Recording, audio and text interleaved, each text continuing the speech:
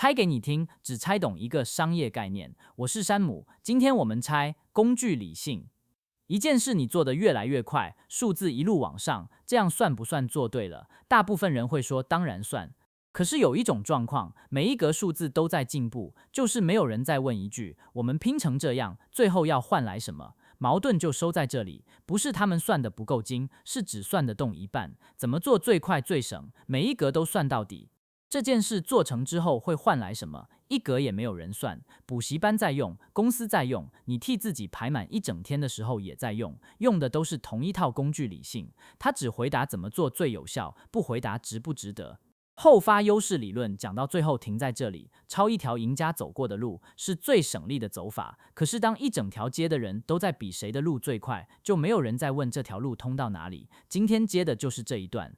先把今天要拆的东西讲定，这半年里那个目的一直好端端摆在原地，没被谁换掉，不像目标错置是手段爬上来把初衷挤下台，真正没发生的只有一件事，就是没有人回头问过他值不值得追。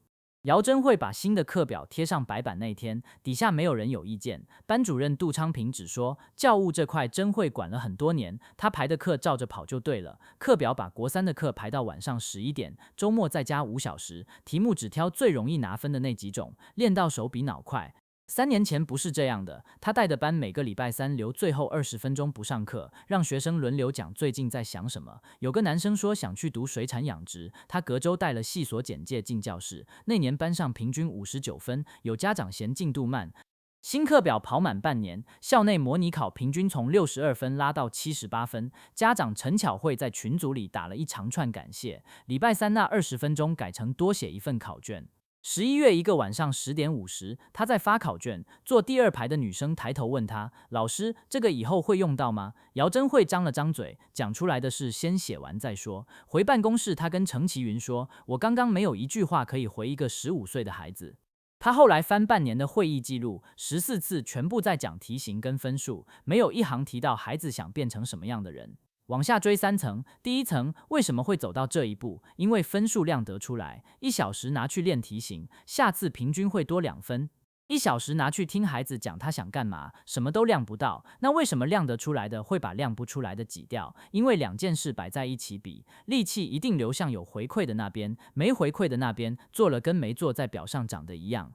最后一层，这半年怎么会没有一个人喊停？因为每一步单独看都是对的，加课对，挑高分题型对，家长满意也是真的。工具理性最厉害的本事就在这里，每一格都通得过检查，只有整条路加起来没有人检查。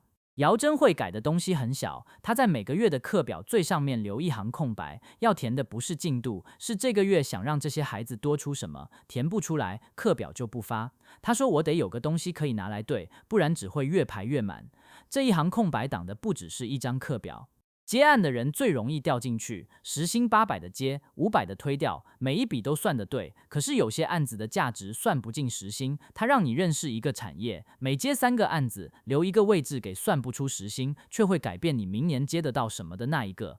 买东西也一样，你为了一台除湿机比了4个平台，比到第50分钟省下38块，可是那50分钟没有1分钟在问这台东西1年会被打开几次，下单以前先把它上场的时刻讲出来，哪一个月放哪一间房间，讲不出来，比价比赢了也是白赢。在公司里想推动一件事的人，简报如果第1页就在算省多少工时，省多少成本，很容易一路讲到最后都没人反对，做完却没人说得出改变了什么。把第1页换掉，先写做成以后，公司里的人会多做到什么，少受什么罪，效率数字才有东西可以对。